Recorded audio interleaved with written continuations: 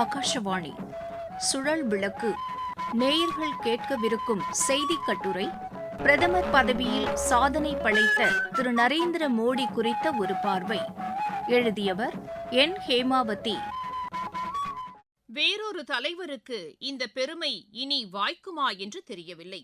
கடந்த 12 ஆண்டுகளில் இந்தியாவை வலிமை மிக்க தேசமாக, உலகுக்கே வழிகாட்டும் வல்லமை மிக்க தேசமாக மாற்றி காட்டிய பிரதமர் திரு நரேந்திர மோடிக்கு இந்தியாவில் நீண்ட காலமாக பிரதமர் பொறுப்பை வகிக்கும் தேர்ந்தெடுக்கப்பட்ட பிரதமர் என்ற பெருமையும் சேர்ந்திருக்கிறது.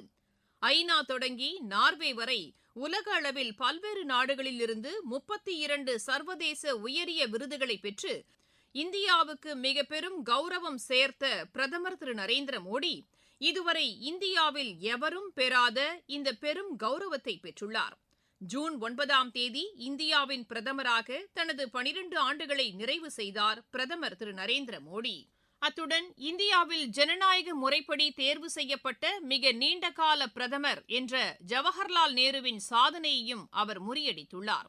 இந்தியாவின் முதல் பிரதமர் ஜவஹர்லால் நேரு தொடர்ந்து பதவியில் நீடித்தது 4398 நாட்கள் மட்டுமே.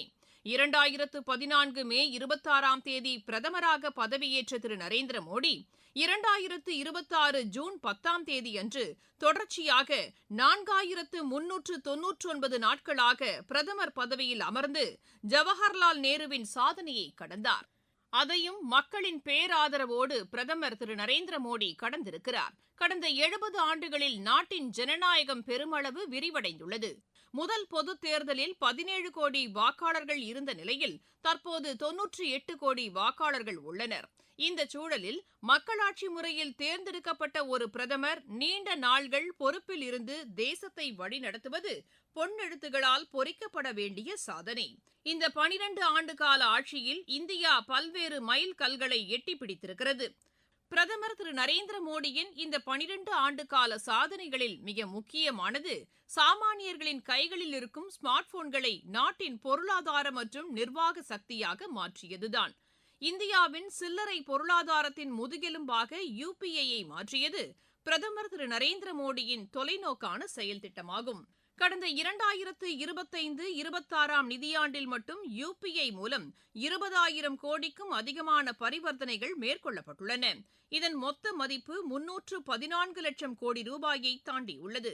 நாட்டின் 85% சில்லறை டிஜிட்டல் பரிவர்த்தனைகள் UPI மூலமே நடைபெறுகின்றன.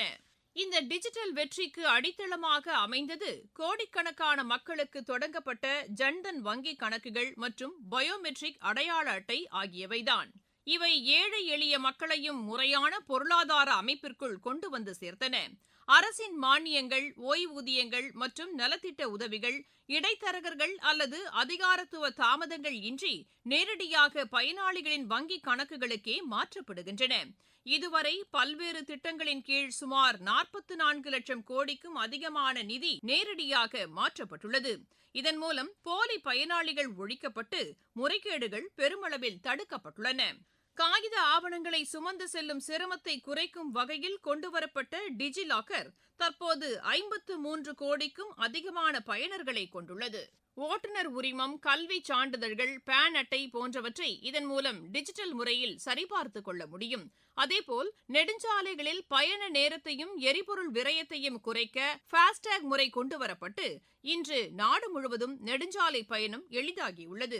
கோவிட் பெருந்தொற்று காலத்தில் உலகிலேயே மிகப்பெரிய டிஜிட்டல் தடுப்பூசி மேலாண்மை அமைப்பாக கோவின் தளம் செயல்பட்டது. மேலும் வருமான வரி தாக்கல் ஆன்லைன் மயமாக்கப்பட்டதன் மூலம் வரி செலுத்துவோரின் பணிகள் எளிதாக்கப்பட்டுள்ளன.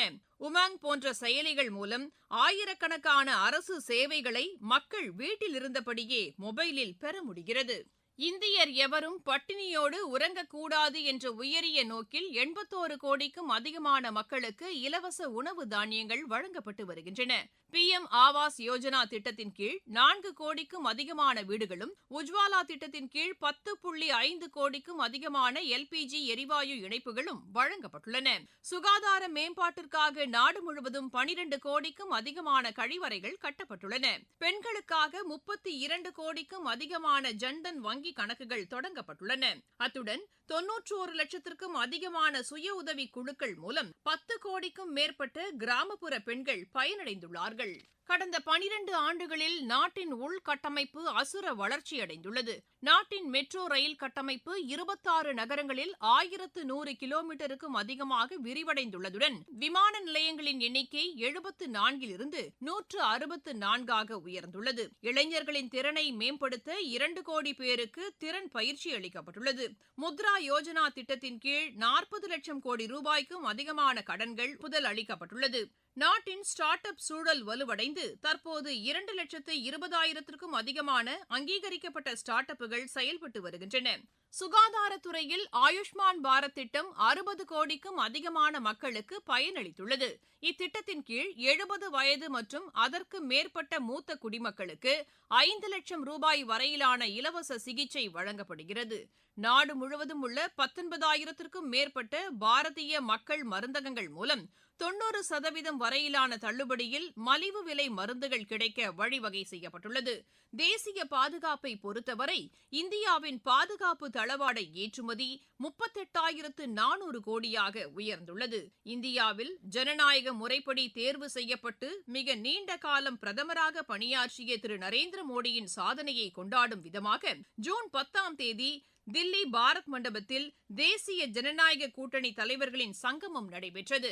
பிரதமர் திரு நரேந்திர மோடி தலைமையில் நடைபெற்ற இந்த நிகழ்ச்சியில் 22 மாநிலங்களின் முதலமைச்சர்கள் மற்றும் துணை முதலமைச்சர்கள், கூட்டணி கட்சி பிரதிநிதிகள் கலந்து கொண்டார்கள். பிரதமரின் சாதனையை பாராட்டியும் வாழ்த்தியும் தலைவர்கள் பரிசுகள் வழங்கி மகிழ்ந்தார்கள். இந்த கூட்டத்தில் நிறைவேற்றப்பட்ட தீர்மானத்தில் பிரதமர் திரு நரேந்திர மோடியின் தொலைநோக்கு தலைமை மற்றும் பொது சேவைக்கான அயராத அர்ப்பணிப்புக்கு பாராட்டு தெரிவிக்கப்பட்டது. மேலும் பிரதமர் திரு நரேந்திர மோடி தலைமையில் வளர்ச்சியடைந்த இந்தியா இலக்கை நோக்கி பணியாற்றவும் உறுதியளிக்கப்பட்டது.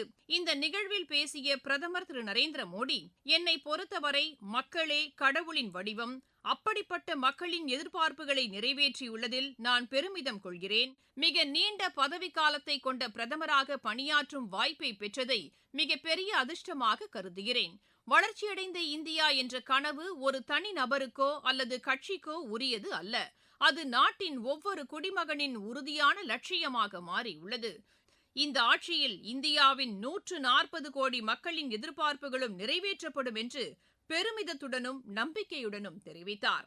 இந்த சிறப்பு நிகழ்வை கொண்டாடும் வகையில் பிரதமர் திரு நரேந்திர மோடி தலைமையில் அமைச்சரவை கூட்டமும் நடைபெற்றது. இதில் பிரதமராக தொடர்ந்து அதிக காலம் பதவி வகித்த பெருமையை பெற்றதற்காக ஒருமனதாக தீர்மானமும் நிறைவேற்றப்பட்டது.